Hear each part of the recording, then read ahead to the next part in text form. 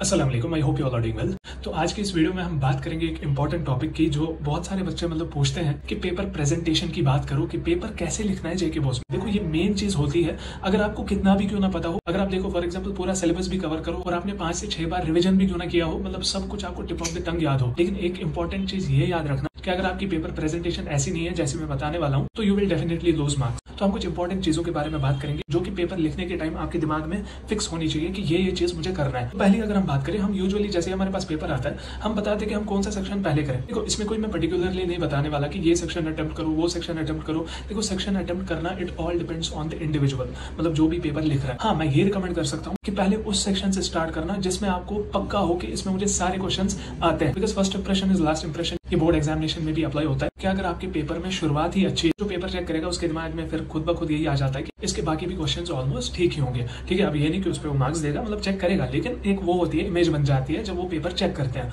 Okay, और साथ ही साथ ये दिमाग में रखना, जैसे आप फॉर एग्जाम्पल सेक्शन ए कोई करता है, ऐसे नहीं करना कि सेक्शन ए के 3 क्वेश्चन पहले कर लिए, फिर सेक्शन बी लिख लिया, फिर सेक्शन सी लिख लिया, फिर सेक्शन ए का लास्ट पेज पे कुछ आंसर्स लिखे हैं। तो सिंपली बताऊंगा, कंफ्यूज मत करो पेपर चेक करने वाले को। इसीलिए मैंने ये बताया उस सेक्शन से स्टार्ट करना जिसपे आप सबसे ज्यादा श्योर हो कि ये मुझे आता ही आता है। तो दूसरी चीज की अगर हम बात करें, वो है आंसर्स बड़े लिखने। जेके बॉस को वहाँ पे डेंसिटी ज्यादा चाहिए, कम नहीं चाहिए। देखो, आपका जो पेपर है वो रेक्टेंगुलर शेप होता है, हॉरिजॉन्टली उसकी लेंथ ज्यादा होती है और उसकी ब्रेड्थ छोटी होती है। वो जो एक्स एक्सिस में वो लाइन है ना, उसमें कम से कम ट्राई करना 6 से 8 वर्ड्स आप वहाँ पे भर रहे हो। कुछ बच्चे क्या करते हैं, इतना लिखते हैं जिसको फिर हमें माइक्रोस्कोप से देखना पड़ेगा क्या लिखा है। उसकी वजह से फिर उनका आंसर भी इतना ही होता है, चाहे 10 मार्क्स का सवाल हो, आंसर इतना ही होता है, लेकिन लिखा तो उनने सारा होता है, लेकिन आंसर इतना ही होता है। तो उस चीज से भी मैं कह सकता हूँ कहीं ना कहीं फर्क पड़ जाता है। तो ये रही बात इसकी कि लॉन्ग आंसर्स लिख, पेपर चेक करने वाले को लगना चाहिए कि इसको बहुत कुछ पता है। तो अब अगर हम तीसरी चीज की बात करें, वो है आपकी हैंड राइटिंग। देखो, हैंड राइटिंग कहीं ना कहीं मैटर करती है। मैं ये नहीं बता रहा कि ज्यादा मैटर करती है, हाँ, लेकिन कहीं ना कहीं to some extent it matters. Because देखो, अब आप ऐसा लिखोगे कि हमें मेडिकल शॉप वाले को बुलाना पड़े इस पेपर में लिखा क्या, बिकॉज सिर्फ वही लोग हैं जिनको डॉक्टर की भी हैंड राइटिंग समझ में आ जाती है और उनको मे भी आपका पेपर भी समझ में आ जाए कि आपने लिखा क्या है। तो इतना भी गंदा नहीं लिखना, ठीक ठाक हैंड राइटिंग होनी चाहिए जो पेपर चेक करने वाले को भी अच्छे से समझ में आ जाए। और अपनी जो राइटिंग स्पीड है वो बढ़ाओ, जितने भी लॉन्ग आंसर टाइप है उनको प्रैक्टिस करो, स्पीड अपनी बहुत ज्यादा बढ़ाओ,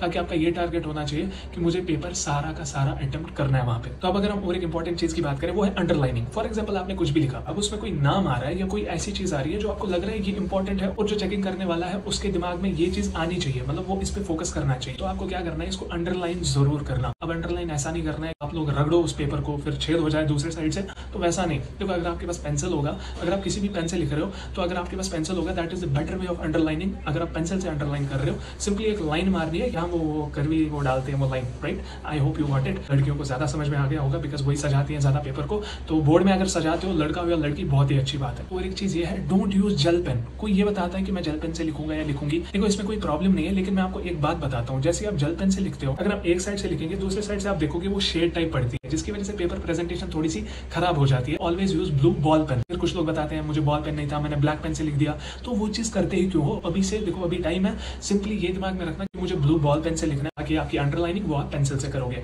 या कोई अगर उसी पेन से भी करेगा वो अंडरलाइन थोड़ा सा, जिससे वो खराब ना हो, ऐसे अंडरलाइनिंग भी करेगा वो भी चलेगा। तो अब अगर मैं और एक बात बताऊं, वो है कटिंग। देखो, हम यूजुअली क्या करते हैं, हम अगर आंसर लिखे और अगर हमें वहां पे कुछ गलत हुआ हो, तो हम क्या करते हैं, हम वो पेंट करना स्टार्ट कर देते हैं, ऐसे काटते हैं, ऐसे काटते हैं, ऐसे किसी भी डायरेक्शन में काटते हैं। दगान, लेकिन छोटी सी वर्ड दगान, इस डायगोनल में भी आप कट कर देते हो, इस डायगोनल में भी ऐसे भी कट कर देते हो। हमें कोई साउथ की मूवी नहीं बनानी, सिंपली क्या करना है, अगर कोई भी चीज गलत हो रही है उसको एक लाइन मारो, दैट्स इट। अगर मैं और एक इंपॉर्टेंट चीज की बात करूं, वो ये है कि रीजंस लिखा करो। फॉर एग्जांपल, अगर किसी भी जगह हम फॉर्मूला यूज करते हैं, कि मान लो हमने a+b² यूज किया, तो हम सिंपली यूज करते हैं, लेकिन साइड में लिखना चाहिए, ब्रैकेट में लिखो कि हमने ये चीज यूज करी है। जैसे हम देयरफॉर का मार्क देते हैं, वो 3 डॉट्स, उसका उल्टा कर दो जस्ट, तो हम देते हैं कि because a+b² = a² + 2ab+b², right. तो ये चीजें लिखना भी जरूरी है, बिकॉज आपको दिमाग में ये रखना है कि पेपर जो चेक कर रहा है उसको कुछ भी नहीं पता। ये नहीं सोचना कि पेपर चेक करने वाले को सब कुछ पता है। अगर वैसे लिखने बैठे ना, तो आपका 1 मार्क्स भी नहीं आएगा, बिकॉज बोर्ड में स्टेप मार्किंग होती है। स्टेप का भी मार्क्स होता है कि आप रीजन लिख रहे हो कि मैंने ये चीज क्यों यूज की, यहाँ पे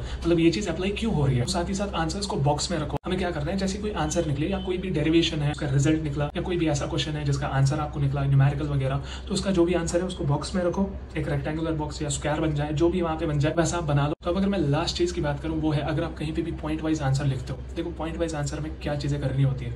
अगर 2 मार्क्स का सवाल पूछा है कम से कम आपको 3 पॉइंट्स लिखने हैं। अगर 3 मार्क्स का पूछा है कम से कम 4 पॉइंट्स लिखने हैं। अगर 5 मार्क्स का कम से कम समझ जाना 6 से 7 पॉइंट आपको लिखने ही लिखने हैं। नहीं समझना कि 5 मार्क्स का है तो 5 पॉइंट लिखेंगे। और ज्यादातर हम क्या करते हैं, जैसे कोई पॉइंट वाइज का आंसर होता है, क्या करते हैं जो इंपॉर्टेंट पॉइंट्स है ना वो फिर हमें एंड में याद आके वो एंड में लिख देते हैं। लेकिन ट्राई करना जो इंपॉर्टेंट चीजें हो, मतलब जिसमें ज्यादा इंफॉर्मेशन हो, वो ट्राई करना कि वो आप पहले ही छाप दो वहां पे। ओके, तो उसके बाद वो पॉइंट्स लिखना जिनमें थोड़ा सा मतलब डाउट वगैरह हो जो भी, लेकिन लिख देना। अगर 5 मार्क्स का है तो उसमें 6 से 7 पॉइंट हमें लिखने ही लिखना है। तो ये थी बात आपके पेपर प्रेजेंटेशन की। तो आई होप कि आपको इस वीडियो से पॉजिटिव इन्फॉर्मेशन मिली होगी। तो अगर ये वीडियो किसी भी रीजन की वजह से पसंद आई हो, give it a like and share this. Will see you soon in next video. Till then अल्लाह हाफिज़, टेक केयर।